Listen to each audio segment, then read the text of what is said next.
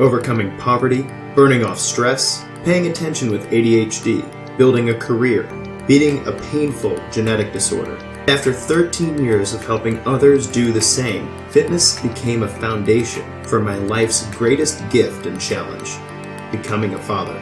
My name's Alex Van Houten, and I believe that what I eat, how I move, and what habits I live by are the rock upon which I build my physical, psychological, and spiritual well-being. And whatever I do will rub off on my kids and my community. Welcome to Defining Dad Bod, where we work to untangle the messy knots of the health and fitness industry as if your children's lives depended on it. Because they do. This is where we decide to make our bodies stand for something bigger than ourselves. This is where we find practical wisdom to live by, one powerful conversation at a time. May the words spoken here inspire you to keep moving forward no matter where you are. Who knows who you could be if you could become 1% better every single day. We can do the show thanks to the support of listeners just like you. For more information how you can become part of the inner circle, go to findingdadbod.com/inner circle. That's the findingdadbod.com/inner circle. What's up, guys? This is Alex Van Houten with Defining Dad Bod. I hope you're doing super well. Today's episode is about foam rolling. I've had several people reach out to me in the past few weeks through the Tip Tuesday portal asking about foam rolling and flexibility. Questions like, what are your thoughts on foam rolling? Should I be doing it in my workouts? Is foam rolling necessary? Yes or no? I hate foam rolling. Does that mean I'm doing it right? All kinds of fun stuff. So this episode today is to talk you through what we do know about researched instances where foam rolling could be helpful, and some caveats, some things you might need to consider before adding foam rolling to your program, or in what way you should be doing it. As it turns out with most fitness questions, the devil's in the details. A brief announcement and a regaling Gabriel story before we get there. Get excited. First, you are now in the early bird registration phase for the Thyroid and Testosterone Mastermind, launching the first week of October. If you've been following our work, you know that this is the second hormone mastermind that we've done, and I'm super stoked about it. 12 brave souls jumped in with us last time and gave the program raving reviews, so I hope you'll check it out. You can register at definingdadbod.com/shop/hormone mastermind. The link's in the show notes below. And if you get registered before the end of the day on the 17th of September, you can use the coupon code early_bird to save 30% on the Hormone Mastermind. Since the cost for the 4-week program is $99, then being an early bird saves you $30. We'll be meeting live on Fridays at 12 p.m. Central Standard Time. And if you can't make it to the live discussions, registered mastermind participants will get an MP4 copy of the conversation. The Testosterone and Thyroid Mastermind is a 4-week version of what my 16-week clients go through when they do virtual coaching with Defining Dad Bod. You'll get educated on how all of your hormone systems are interlocked together. Insulin, cortisol, testosterone and estrogen, and thyroid, and how those things are affecting your ability to become conditioned, to use fat as a fuel source, to grow muscle, to feel energetic, and to recover from your workouts fully. And each week you'll have a small set of practical changes that you can make through nutrition and lifestyle to better get your hormone systems working for you rather than against you. One of our 12 participants last time said in the inner circle that the Hormone Mastermind felt like a valuable college course, and in his mind paid for itself in the first week. If a better understanding of how to periodize your own nutrition and your lifestyle in the way that impacts your thyroid and testosterone best, I hope you'll consider registering. definingdadbod.com/shop/hormone mastermind. And if you're still in that early bird time frame, use the code early_bird at checkout. Next, a little less official, but I think much more hilarious. 4-year-olds do and say funny things, and sometimes something happens that I just can't help but tell people about. So this morning, as we've done since he started preschool, Gabriel and I went for a short run. Don't worry, I'm not running my 4-year-old into the ground. It's about a half-mile jog, and we usually keep between 4.5 mile an hour and a 5.5 mile an hour pace. And so while we were jogging, We were also talking, and Gabriel started doing this weird hoppy thing, and I mentioned, wow, that's a lot like hopping hurdles. And he said, what's a hurdle? And I said, well, when Dada was in high school, he ran track, and there are obstacles about yay high, and you have to run in your race and jump over those. And he said, oh, you race people? I said, yeah, track was really cool. You get up to the starting line, and a guy says, runners, come to your mark. Set, and then he shoots a gun, and everybody starts running. I really enjoyed track, and Dad ran 110-meter hurdles and 300-meter hurdles. Maybe you will too someday. And then he got real serious and stopped running. And I said, what's wrong, bud? And he said, and I'll never forget this, it was pretty funny, but Dad, I don't want to run when somebody's shooting at me. And right then I realized that when he heard me say they use a gun to tell you when to get started, he had pictured us running around a track with somebody shooting a gun at us, trying not to get shot.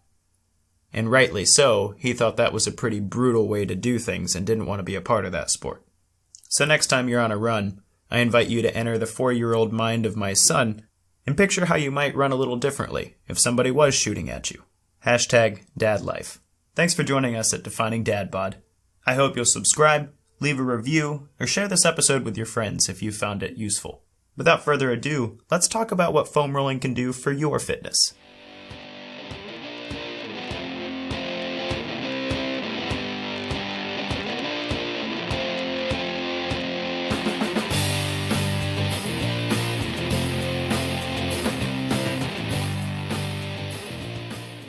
What's up, guys? This is Alex Van Houten with Defining Dad Bod. I hope you're doing super well. Today we're going to talk about foam rolling. I had a listener reach out and ask me about what I thought about foam rolling and whether or not they needed to incorporate it into their program.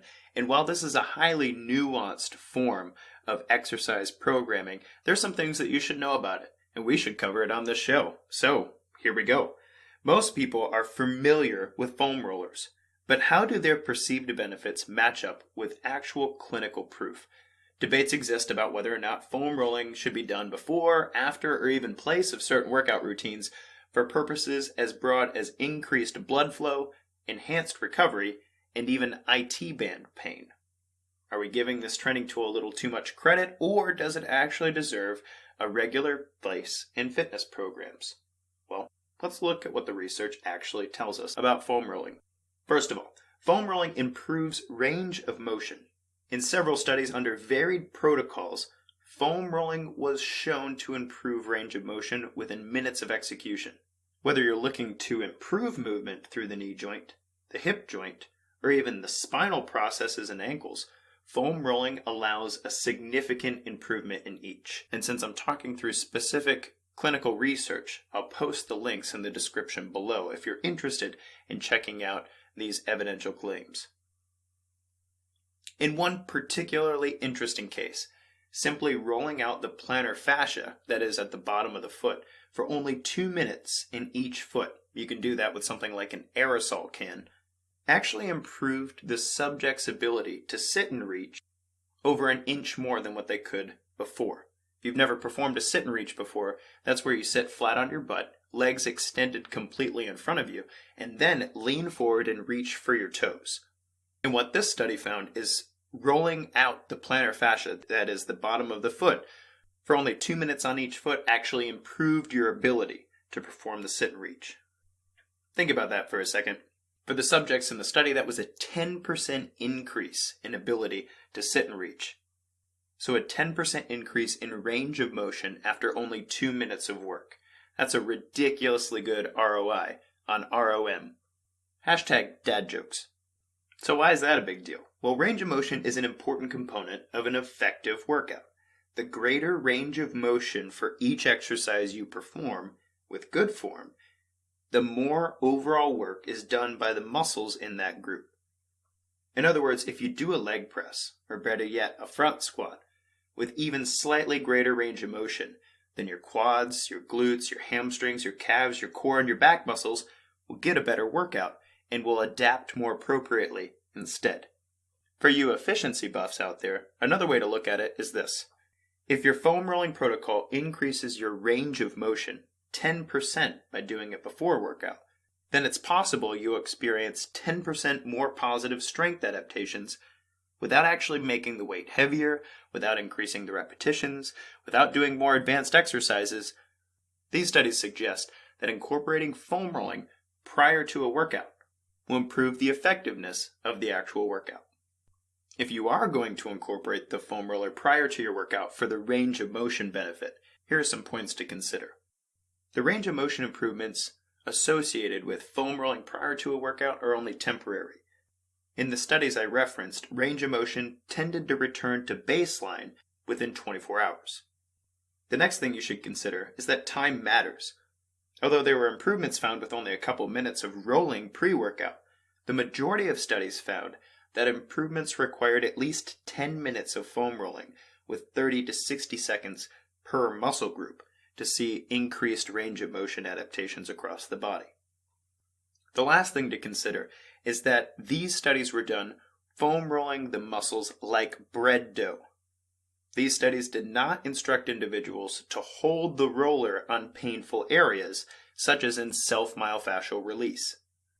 They were instructed in these research studies to roll the entire muscle uniformly from joint to joint. This is a very important point. If you're going to use foam rolling prior to a workout to possibly increase your range of motion, don't foam roll in a way that might shut the muscle off or inhibit neurological function. For instance, when I instruct my clients to roll their piriformis, that's a small muscle at the base of the back that connects your sacrum to your hip joint. Oftentimes, I'll instruct them to roll until they find a painful area and then hold it for 30 to 60 seconds.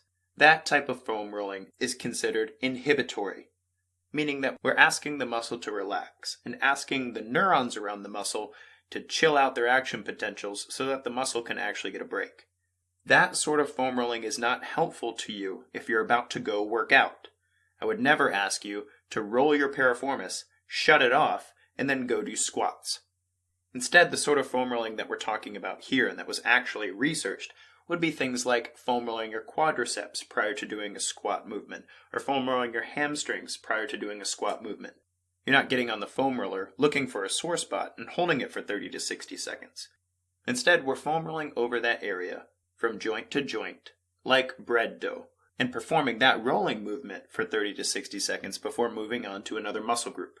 The other sort of foam rolling, the myofascial release type, where you're holding on a painful place, that might be helpful in things like corrective exercise programs, but it's not going to be helpful in improving your range of motion in a workout warm-up. But what about performance? Can foam rolling improve my performance? Well, yes, and it's related to what we just talked about. Due to the immediate increase in range of motion provided by foam rolling, and perhaps even as some researchers suppose, an uptick in blood flow in the muscle recently rolled, several studies have been done on athletes and untrained individuals to investigate possible performance improvements following foam rolling. Here's something interesting. Foam rolling does not actually enhance performance in untrained individuals. I'll say that again. If you're untrained, which is a subject we'll be talking about in an upcoming series called The Trained Body. If you're untrained, meaning you're not working out regularly and you haven't been for the last 6 months at least, then foam rolling is not going to improve your performance in a workout. It turns out you can't prime performance that's not actually already there. But in athletes, that is trained individuals, people working out regularly at least for the last 6 months or more, it does have some performance improvements.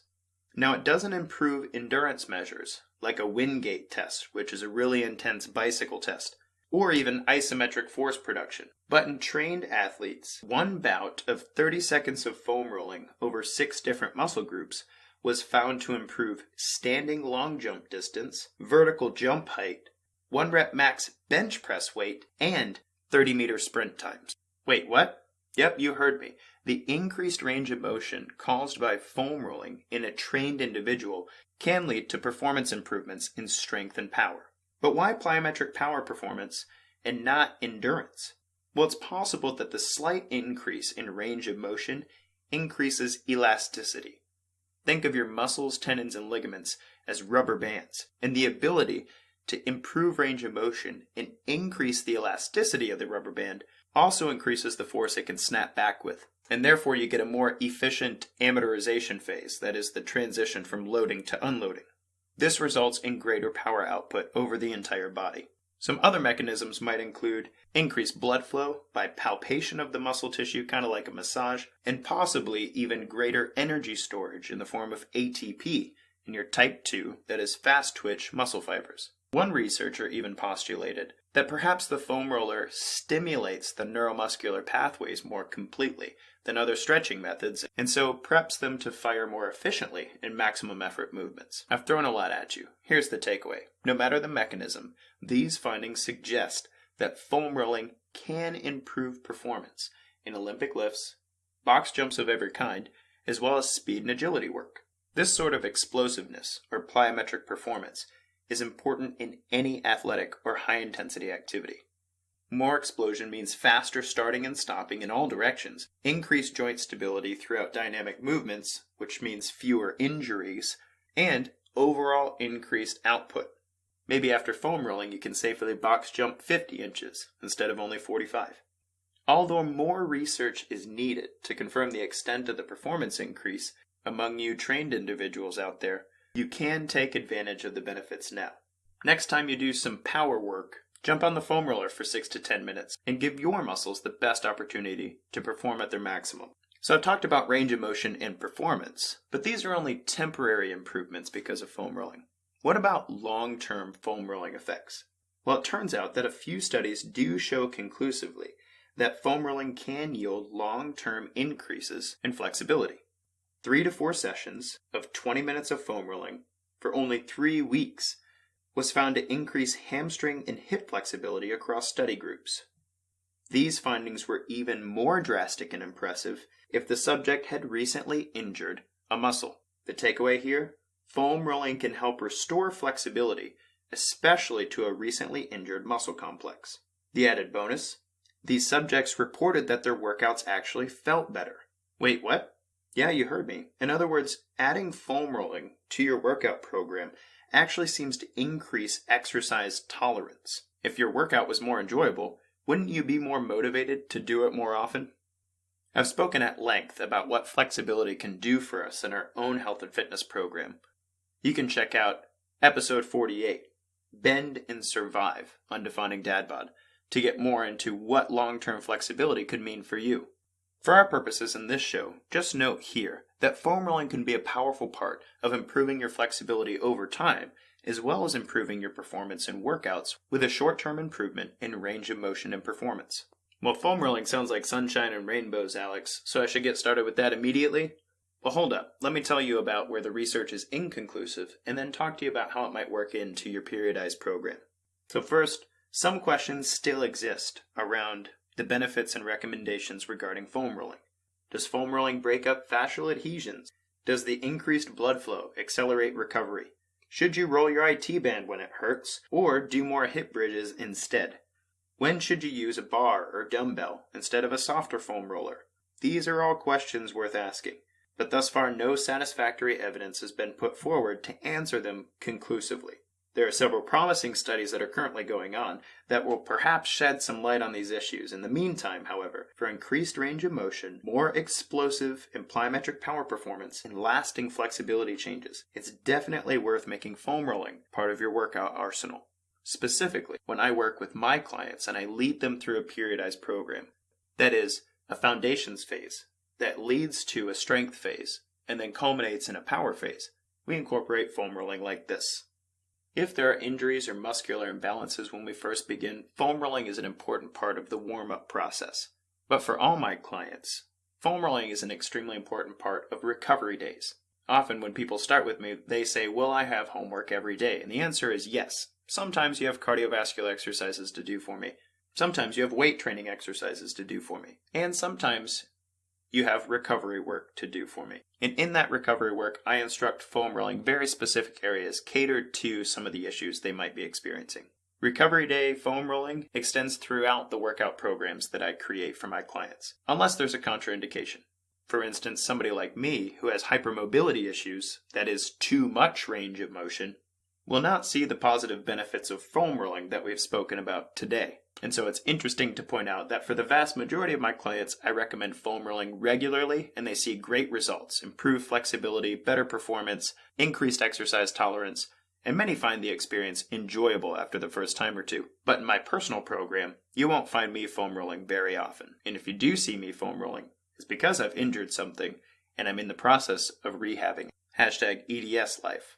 The last nuance worth talking about with regard to foam rolling is a technique called myofascial release. In today's show, we've talked about foam rolling in the method of rolling bread dough, but instead of a rolling pin, you have a foam roller. Instead of bread, you have your muscles. But in a realm of training called corrective exercise, which is a tool in the tool belt of an experienced trainer to help somebody establish a better movement pattern for things like squats, deadlifts, running, etc. In that form of training, foam rolling takes on a different flavor. We're not rolling out muscles like bread dough, but instead we're focusing on particular neurological centers to inhibit muscular function in overactive muscles. It's kind of like giving yourself a brutal deep tissue massage. Personally, I consider that way of foam rolling as a deeply individual process, and the process is guided by assessments. I'll give you an example. Recently, a family member came to me complaining of IT band pain after a run. They had Googled IT band pain and decided that it would be best to roll out their IT band with a lacrosse ball. The only problem was, he wasn't actually seeing an improvement in his pain after rolling out with a lacrosse ball. In fact, week over week it seemed to be getting steadily worse. So I put him through a brief assessment, and I established there was not a range of motion issue at all. Instead, a weakness on the part of adductors and gluteus medius in stabilizing his hips, and his poor IT band was taking the brunt of that, and that was causing inflammation. My advice was to stop foam rolling the IT band, and I gave him a few exercises to help him strengthen his adductors and gluteus medius to improve the problem over time. Why do I tell you that? Well, the information in this particular show centers around the positives of foam rolling. Increased blood flow, improved range of motion, increased performance output for power-based movements and trained individuals. There's a lot of information about foam rolling out there to help people with injuries that have been caused by movement pattern imbalances. The only problem with using foam rolling in this way is the same problem you'd get as if you gave a scalpel to anybody else other than a highly trained surgeon. A scalpel is a precision tool, and if you don't cut the right stuff, your patient's probably not going to get off the table in great shape. The same thing goes with self-myofascial release. If you have an injury, recurring tendinitis, or a joint or muscle that's not acting quite right, be very cautious about taking myofascial release advice from sources on the internet and trying to apply it to yourself. While foam rolling might be an important part of a great corrective exercise regimen, just like a scalpel, it needs to be used like a precision-based tool. And if you need some help with that, reach out at coachal@definingdadbod.com. There you have it. Foam rolling could be a very powerful part of your current fitness regimen.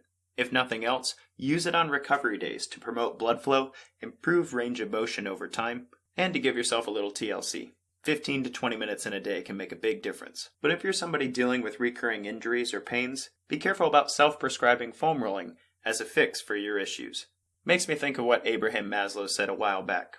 We actually just talked about him on the show with regard to his hierarchy of needs. But he was quoted as saying, "If you only have a hammer, everything starts to present itself as a nail." And so I encourage you to think of your foam rolling practice as a more precise tool. And if you need some help with that, I'm in your corner. This has been Alex Van Houten with Defining Dad Bod. Until next time, guys, kick butt, take names. The free practical advice and conversations here remain unbought and unbiased thanks to the support of listeners just like you. For more information on how you can become a part of the inner circle of Defining Dad Bod, go to definingdadbod.com/inner circle.